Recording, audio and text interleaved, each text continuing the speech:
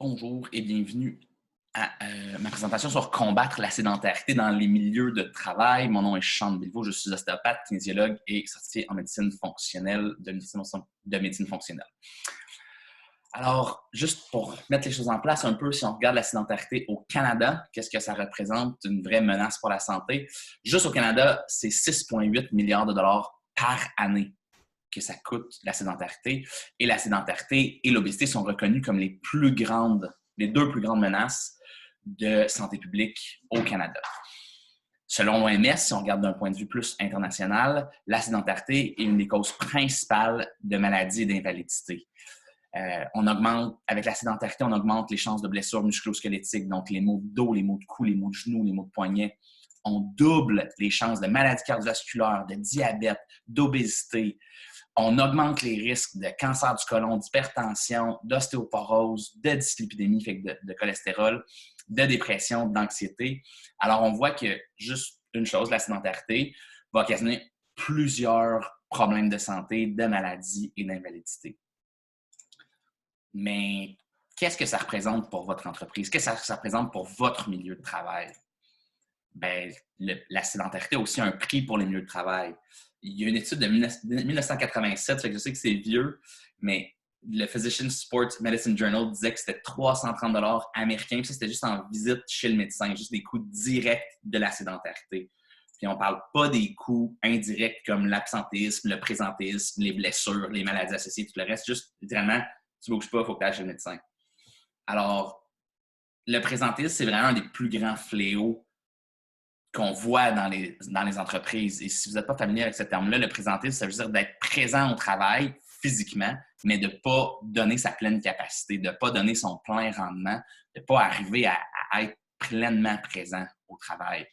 Et on voit ici que chez les fumeurs, bien, on a 28 de plus de présentéisme. Chez les gens qui mangent moins bien, 70 et la sédentarité représente 50 de plus de présentéisme.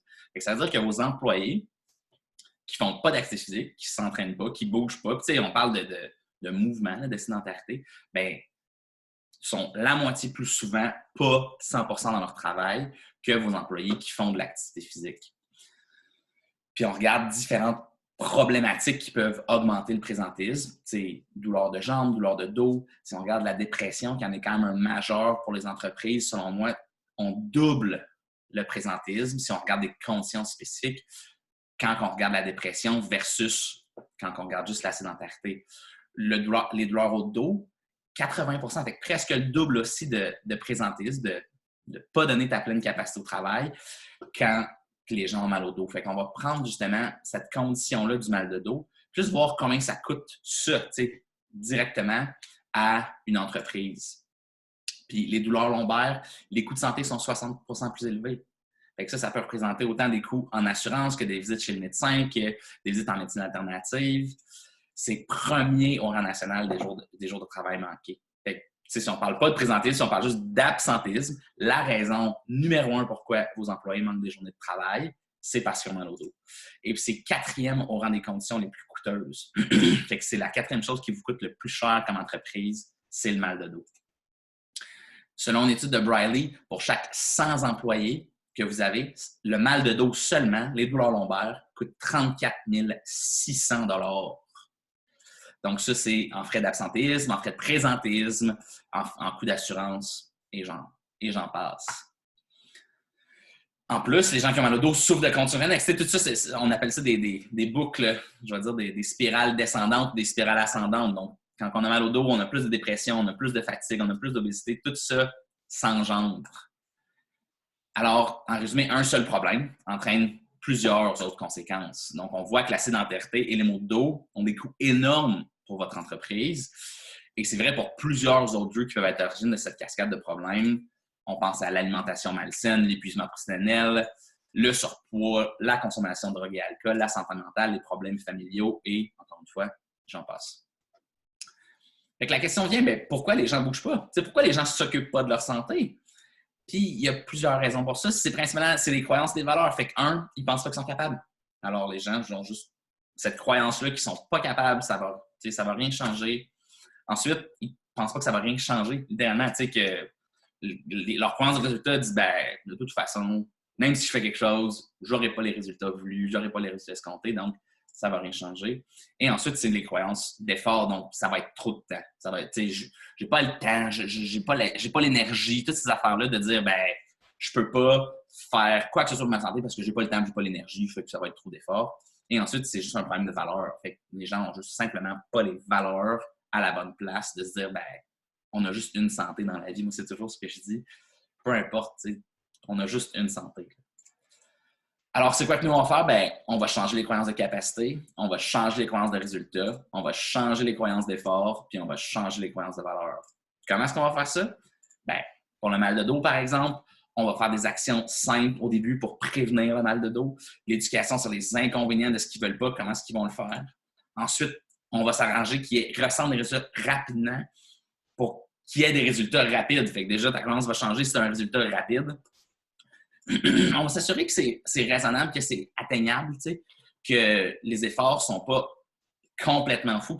D'habitude, c'est là que les gens deviennent vraiment impressionnés de faire « Ah, je peux faire juste ça puis voir une si grosse différence. » Puis avec tout ça, ben, quand ils vont voir qu'ils sont capables, qu'ils ont des résultats, que ce n'est pas tant d'efforts, ben, leurs valeurs vont naturellement changer vers une spirale positive. Comment est-ce qu'on va le faire? Bien, ça, on voit vraiment ça avec 5 types de personnes différentes parce que pour nous, c'est important d'être individuel quand même, d'individualiser notre approche. Alors, on le voit avec 5 types de personnalités. Initialement, on a le convaincu. Puis, ça va être, je veux dire, la personne que vous avez qui bouge déjà. Mais on veut quand même l'adresser, on veut quand même s'occuper d'elle, on veut quand même s'assurer qu'elle reste motivée. Elle va juste être contente d'avoir plus de ressources. On a un rôle vraiment de soutien et d'intégration. Mais tu sais, c'est la personne qui elle va juste être contente de faire « Hey, cool, j'ai plus de choses à rajouter dans ma routine, je m'entraîne déjà, j'aime ça, je suis content, je vais juste continuer à en faire plus. » Ensuite, on a le sportif du dimanche. Ça, c'est le joueur de balle molle, le gars qui joue au hockey avec ses chums, le skieur, le golfeur, qui font du sport, mais qui ne sont pas nécessairement en forme. Fait qu'ils sont pas. Ils peuvent quand même se blesser. Des fois, ils dépassent leur capacité physique. Et avec eux, c'est super simple de les adresser. Si on leur dit qu'on peut améliorer leur performance sportive, ils vont être all-in. Ils vont être prêts à avancer, ils vont être prêts à se développer parce que je veux dire, hey, sais-tu quoi? Si tu fais telle série d'exercices, ben, tu vas pouvoir baisser ton handicap de 4 coups au golf ou tu vas pouvoir recommencer à descendre les doubles diamants en ski parce qu'on va s'occuper de tes genoux, puis tes cuisses, puis ton dos pendant que tu descends. Alors ici, on a vraiment un rôle d'éducateur initialement pour s'assurer que les gens comprennent ce qu'ils ont besoin, puis ensuite un rôle de guide pour les diriger vers les bonnes pratiques. Après ça, on a le blessé.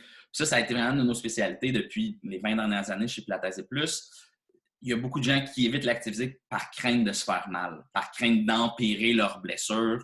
La majorité des gens ont eu mal au dos ou ont mal au dos même présentement. Alors avec ça, on a des exercices spécifiques pour aider ces gens-là à sortir de leurs blessures en même temps qu'ils s'entraînent. Fait qu'ils vont bouger et ils vont faire de la prévention de blessures et ils vont faire même de la guérison de blessures avec tout ça. Alors, on a un rôle vraiment d'éducateur initialement puis de coach pour déterminer qu'est-ce qu'ils ont besoin spécifiquement à leur blessure. Puis après ça, un rôle de maintien pour s'assurer qu'ils passent vers encore plus de maintien puis encore plus de bienfaits avec l'activité physique. La personne qui est sur le bord est toujours le fun. C'est une personne qui aime l'idée de s'entraîner, mais elle a juste une petite poussée. Là, pas qu'on veut pousser cette personne-là, elle va tomber dans l'eau, mais juste une petite poussée pour faire « OK, crime, je baigne dedans, je tripe, je suis content. » Alors, c'est ce qu'on va faire. On va faire ça avec des motivations extrinsèques. Pas seulement au début, je vais arriver à des facteurs de motivation par la suite. Juste pour les aider avec des jeux, avec des petites compétitions, avec quoi que ce soit, pour les aider à se motiver, pour qu'il y ait le petit coup qu'ils ont besoin pour aller faire puis implanter l'activité physique pour que ça devienne une partie de leur routine, une partie de leur vie. Ici, on a vraiment un rôle de motivateur. Ils ont juste besoin d'une petite poussée, puis après ça, c'est un rôle de maintien. Et je pense que c'est mon préféré, là, c'est le récalcitrant. Ils ne sont pas en forme, ils n'ont pas envie d'être en forme, ils n'ont pas envie de bien manger, ils n'ont pas envie de... C'est la personne qui va nous effacer dès le départ. Et cette personne-là, pour plusieurs, c'est vraiment la personne la plus difficile. Pour nous, c'est la personne la plus facile. C'est vraiment simple parce que quand tu ne fais pas grand-chose, un petit changement fait des gros résultats. Fait que, chez les marathoniens, là, ben, enlever 1 seconde de leur temps de marathon, c'est super difficile. Ça demande des heures et des heures de pratique. Mais chez quelqu'un qui n'a rien fait, là, qui fait juste manger des hot dogs, boire du coke puis écouter Netflix tout le temps, là, si je suis dire, OK, tu vas faire cette série d'exercices-là 4 minutes, c'est 4 minutes, tout le monde a 4 minutes, puis tu vas voir une différence, ben, on a l'opportunité de changer cette spirale-là. puis de changer la vie de cette personne-là, autant d'un point de vue personnel que d'un point de vue professionnel pour améliorer sa vie. Donc, chaque personne va passer à travers son propre échéancier. Fait que, on va tous passer par justement la pré-contemplation, la contemplation, la préparation, l'action et la maintenance pour qu'on puisse arriver à nos objectifs. Puis chaque personne va passer un peu plus ou un peu moins de temps dans chaque catégorie. Fait que c'est clair que le sportif ou le convaincu, ben, il est déjà dans la maintenance. Fait qu'on a un rôle juste de maintenance. Le récalcitrant, ben là, on va devoir faire potentiellement un peu plus de travail en établissant des objectifs courts, réalistes et des résultats rapides, mais une fois qu'on passe dans l'action, puis qu'ils ont des récompenses extrinsèques, puis qu'ils réalisent des résultats, puis qu'on change leur croyances, puis qu'on change leurs valeurs, ils vont arriver dans la maintenance. C'est sûr que notre échéancier ne sera potentiellement pas pareil pour chaque groupe de personnes. Alors, qu'est-ce qui est important? Pour nous, c'est l'inclusion. On pense que tout le monde devrait bouger. C'est sûr que le marathonien ne sera pas pareil que la personne qui est en surpoids, puis qui est obèse, puis qui part de nulle part. Mais on est capable de faire des programmes, de faire des séries d'exercices pour aider tout le monde où eux ils se situent aujourd'hui à s'améliorer. Parce que le but, c'est juste ça. Tout le monde peut s'améliorer. C'est ça notre objectif. Ensuite, la rentabilité. C'est vrai pour votre entreprise. On veut que notre programme, notre projet soit rentable pour vous, mais c'est aussi vrai pour votre employé. Le ROI, le retour sur investissement, est autant important pour vous en tant qu'entreprise que pour votre employé. Si votre employé va prendre du temps et de l'énergie de sa vie personnelle, il faut que ce soit rentable, il faut que ce soit positif. Et ça, on a vraiment les capacités de le faire. Et ensuite, le succès avant le dépassement. Pour nous, faire un entraînement trop difficile puis de se blesser, ça ne vaut pas la peine. On veut que les gens aient du succès parce que c'est ça qui va faire qu'ils vont revenir puis le refaire. C'est là que ça se passe.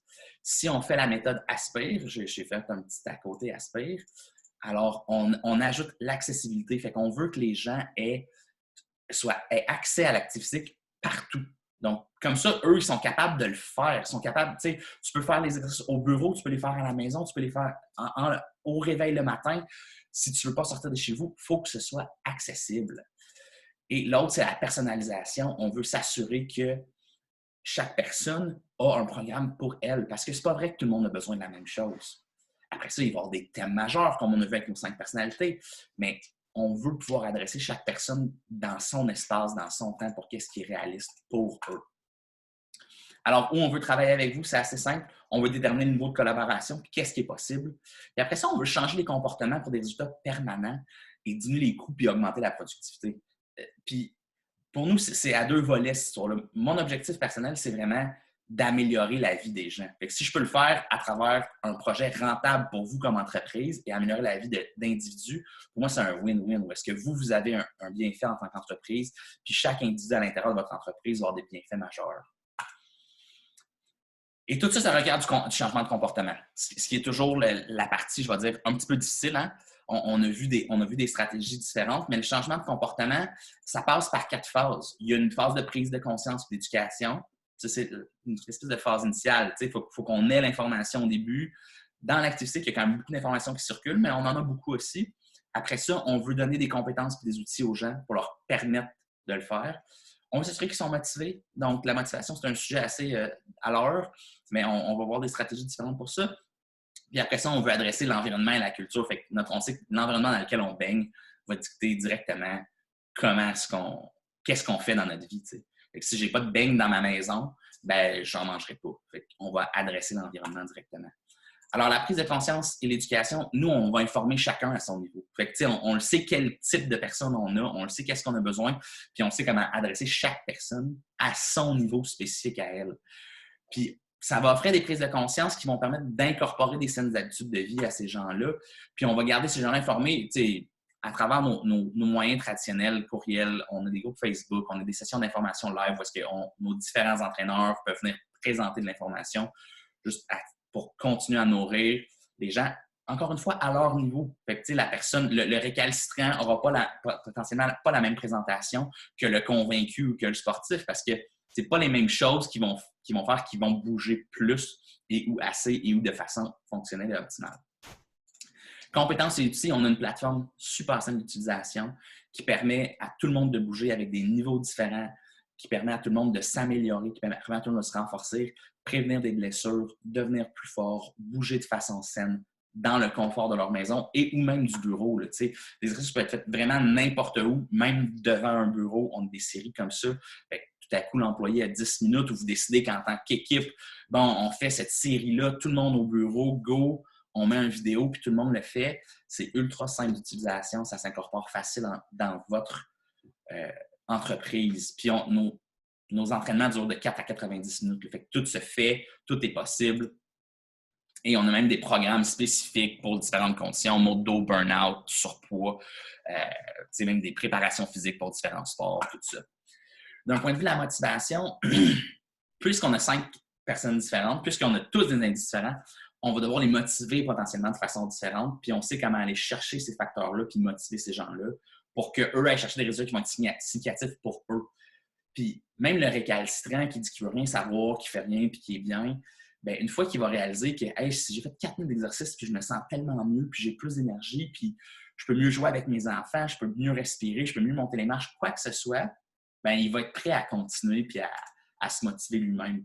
L'autre chose qui est super le fun à l'intérieur d'une entreprise, comme ça, c'est qu'on peut en faire des jeux. Il y a un processus en sciences là, qui est vraiment beaucoup étudié qui s'appelle la gamification. Qui est juste d'en faire des jeux, fait que des compétitions, et des fois d'avoir des petits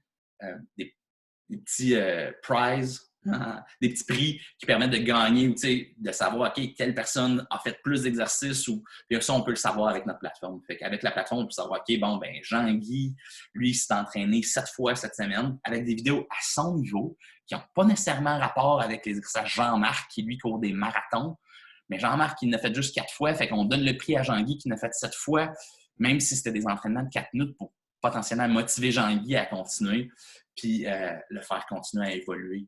Puis on le sait qu'il y a différents facteurs de gamification et de motivation extrinsèque qui vont aider les gens, que ce soit justement des prix ou que ce soit des rabais ou quoi que ce soit. Après ça, changer la culture et l'environnement, bien ça va être un majeur. Là. Et c'est là où on veut travailler avec vous pour créer un environnement, une culture de santé. Parce qu'on le sait que si notre environnement change, nos comportements changent. Alors, dans le marché actuel, moi, je le vois vraiment avec les gens avec qui je travaille, la main-d'œuvre est rare. La main-d'œuvre est difficile à garder.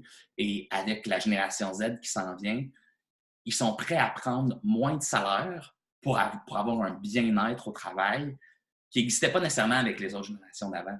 Donc, on veut créer une culture, un environnement de bien-être dans l'entreprise. Puis ça, on veut travailler avec vous pour ça, pour nous aider. Alors, où on veut réfléchir avec vous, c'est comment vous voyez votre entreprise? Qu'est-ce qui représente vos employés pour vous? Et comment voulez-vous qu'on parle de votre compagnie? T'sais?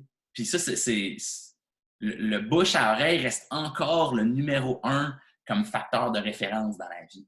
Fait que, si vos employés sont contents et parlent à d'autres employés, ça va vous permettre d'acquérir encore plus d'employés de haut calibre, de haut niveau qui vont être contents de travailler dans votre entreprise.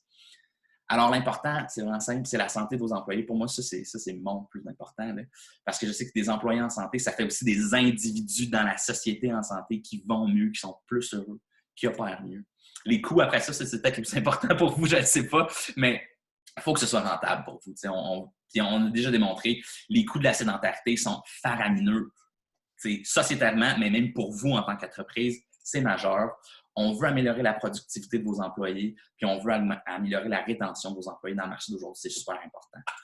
Alors, chez vous, moi, ce que je veux savoir, y a-t-il une problématique principale, particulière qu'on devrait adresser en premier lieu?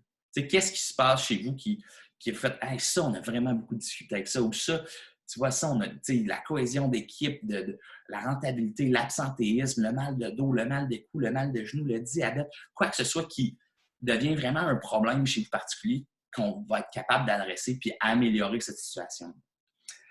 Merci beaucoup. Merci de votre écoute et je suis disponible pour toute question.